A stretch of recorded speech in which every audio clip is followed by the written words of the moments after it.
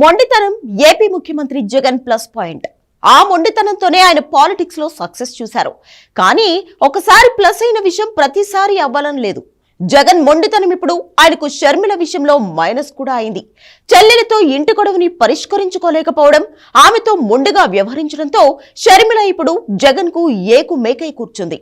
ఇంటి పరువు వీధిన పడడమే కాకుండా షర్మిల జగన్ల అధికార దాహం చివరికి రాజశేఖర్ రెడ్డి పేరును చెడగొట్టింది.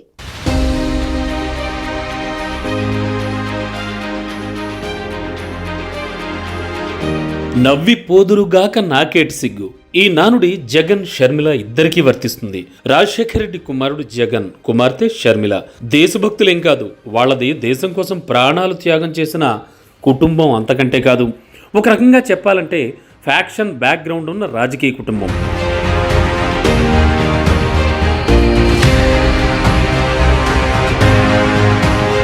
వైఎస్ రాజశేఖర రెడ్డి ముఖ్యమంత్రి అయ్యాక మంచివాడుగాను, చనిపోయాక మహానేతగాను పేరు సంపాదించారు. జగన్ షర్మిల పక్కా రాజకీయ కుటుంబం నుంచి వచ్చారు. వాళ్ళకి అధికారం కావాలి, డబ్బు కావాలి, పవర్తో పాటు వ్యాపారాలు చేసుకోవాలి. అందుకోసం ఏదైనా చేస్తారు, ఎలా అయినా జనాన్ని నమ్మిస్తారు, మొండిగా ముందుకు వెళతారు. జగన్ వైఎస్ఆర్సీపీ పార్టీ పెట్టినప్పుడు ఒక నిర్దిష్టమైన లక్ష్యం కానీ ఎజెండా కానీ ఏమీ లేవు. ముఖ్యమంత్రి కావడమే జగన్ లక్ష్యం. తల్లి విజయమ్మ, చెల్లెలు షర్మిల, భార్య భారతి లక్ష్యం కూడా తమ కుటుంబానికి రాజకీయ అధికారం. జగన్ సీఎం కావడమే అది నెరవేరింది. ఇక జగన్ ముఖ్యమంత్రి కావడంలో షర్మిల కృషి ఎంతో కొంత ఉంది. జగన్కు అధికారంపై ఎలా ఆశ ఉంటుందో షర్మిలకు కూడా అలాగే ఉంటుంది. జగన్కు డబ్బు పిచ్చి ఎంత ఉంటుందో షర్మిలకు అంతే డబ్బు పిచ్చి ఉంటుంది.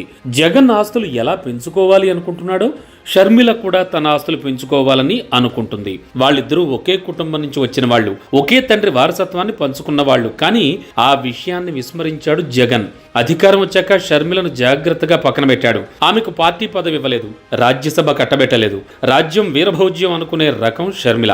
తండ్రి చనిపోగానే ముఖ్యమంత్రి పదవి తన హక్కు అని జగన్ అనుకున్నప్పుడు షర్మిల కూడా తనకు హక్కులున్నాయని అనుకుంటుంది కదా. అప్పటికి షర్మిల బినామీ పేర్లతో మైన్స్ బిజినెస్ చేస్తూనే ఉంది. ఆమె భర్త బ్రదర్ అనిల్ మరికొందరితో కలిసి వ్యాపారాలు చేస్తున్నాడు. కానీ అవి సరిపోవు కదా.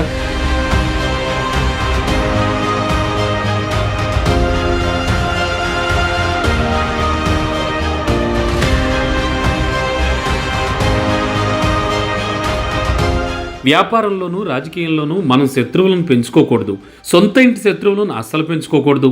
జగన్ అక్కడే పెద్ద పొరపాటు చేశారు. ఆస్తిలో షర్మిలకు పూర్తి వాటా ఇవ్వడానికి నిరాకరించారు. రాజ్యసభ సీటు, పార్టీ పదవి ఇవ్వడానికి కూడా ససేమిరా అన్నారు. జగన్ కి ఇద్దరు ఆడపిల్లలే. వాళ్ళు రాజకీయాల్లోకి వస్తారు రారు, భవిష్యత్ ఎలా ఉంటుందో తెలియదు. షర్మిలకు ఒక కొడుకు, పైగా రాజారెడ్డి అని పేరు పెట్టుకుంది. రేపు మేనల్లుడు రాజకీయ అధికారం కోసం పోటీ పడితే ఏంటి పరిస్థితి అని జగన్మోహన్ రెడ్డి ముందే ఆలోచించుండొచ్చు. కనీసం ఆస్తి డబ్బు విషయంలో అయినా సరే షర్మిలకు ఎంతో కొంత సెటిల్ చేసుంటే ఈ రోజు ఈ పరిస్థితి వచ్చి ఉండేది కాదు. షర్మిలకు ఒక రాజకీయ పార్టీ పెట్టి దాన్ని నడిపేంత శక్తి లేదు. రాజకీయాల్లో ప్రస్తుతానికి ఆమె కామెడీ క్యారెక్టర్ లాంటిది. రాష్ట్రం విడిపోయి 10 ఏళ్లైన తర్వాత షర్మిలకి ఇప్పుడు ప్రత్యేక హోదా గుర్తొచ్చింది. అది కూడా తెలంగాణలో పార్టీ పెట్టి దాన్ని తిరిగి చుట్టేసి కాంగ్రెస్లో విలీనం చేశాక ఆమెకు ఏపీ ప్రత్యేక హోదా గుర్తొచ్చింది. దీన్ని బట్టి షర్మిల ఎంత నికార్సైన నాయకురాలు అర్థం చేసుకోవచ్చు. మనం ఎలాంటి విషయాన్నైనా 1కి 10 సార్లు జనానికి చెప్పి వాళ్ళని నమ్మించగలుగుతాం అని బలంగా నమ్ముతూ ఉంటారు రాజకీయ నాయకులు. షర్మిల కూడా అదే ఫార్ములా ఫాలో అవుతోంది. ఎన్నికల్లో షర్మిల గరిష్టంగా చేయగలిగేది జగన్మోహన్ రెడ్డిని ఓడించడమే. ప్రతిరోజు జగన్ వ్యక్తిత్వాన్ని కించపరుస్తూ బట్టలిప్పే కార్యక్రమం చేపడుతోంది షర్మిల.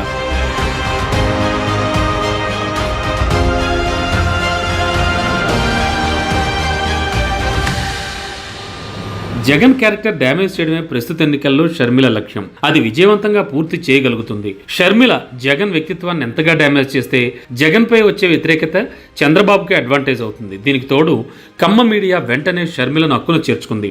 జగన్ కు వ్యతిరేకంగా షర్మిల వాయిస్ను ప్రపంచమంతా వినిపించడం మొదలు పెట్టేసింది. ఎవరి అవకాశం వాళ్ళది. బహుశా ఇదంతా జగన్ ముందుగా అంచనా వేసి ఉండకపోవచ్చు, లేదా మొండిగా తన్నెవరూ ఏమీ చేయలేరని భావించి ఉండవచ్చు. బీజేపీతో అంతర్గత ఒప్పందం చేసుకున్న జగన్ షర్మిలతో మాత్రం ఎందుకు రాజీ పడలేకపోయారో అర్థం కాదు. మొదట్లోనే షర్మిలతో రాజీ పడి ఆమెకు ఆస్తిలో వాటా, ఒక పదవి, పార్టీలో మరో పదవి, షర్మిల భర్త అనిల్కు కాంట్రాక్ట్లు, మైన్స్ ఇచ్చుంటే అసలు ఇంత గొడవ వచ్చుండేదే కాదు. కానీ ఇన్ని చేసి తనింట్లోనే ఒక రాజకీయ ప్రత్యర్థిని తయారు చేసుకోవడం అవసరమా అని జగన్ భావించి ఉండవచ్చు. అందుకే షర్మిలను, తల్లి విజయమ్మను నిర్బంధంగా పక్కకు తప్పించారు జగన్. నిజమే, రాజకీయాల్లో శత్రువులు ఎదురుగా ఉండరు, పక్కనే ఉంటారు.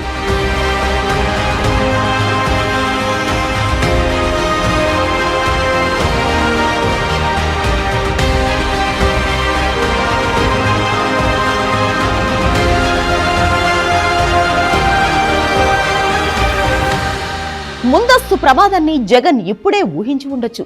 కానీ షర్మిల బయటకు వెళ్తే ఎంత కంపు అవుతుందో మాత్రం ఆయన అంచనా వేయలేదు. అక్కడే జగన్ దెబ్బతిన్నారు. జగన్ ని చంద్రబాబు, పవన్ కళ్యాణ్ తిట్టడం వేరు, షర్మిల తిట్టడం వేరు. షర్మిల తిడితే జనం నమ్ముతారు. ఇప్పుడు అదే జరుగుతోంది.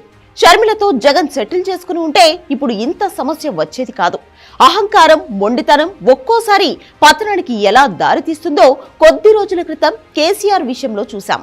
ఇప్పుడు జగన్ విషయంలో చూడబోతున్నాం. కానీ సమయం లేదు మిత్రమా, ఆలస్యం అయిపోయింది.